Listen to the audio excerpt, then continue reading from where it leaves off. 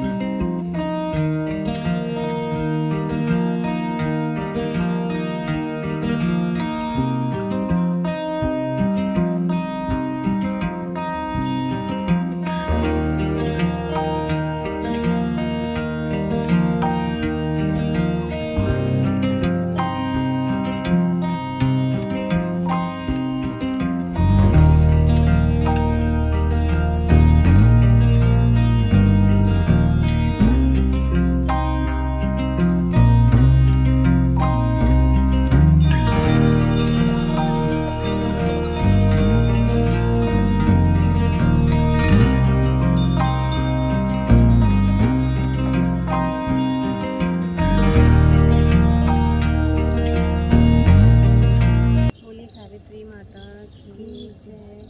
पार्वती जी ने कहा है, देवताओं के भी देवता, जगत के पति शंकर भगवान प्रभास क्षेत्र में स्थित ब्रह्मा जी की प्रिया स्वर्ग की देवी हैं। सच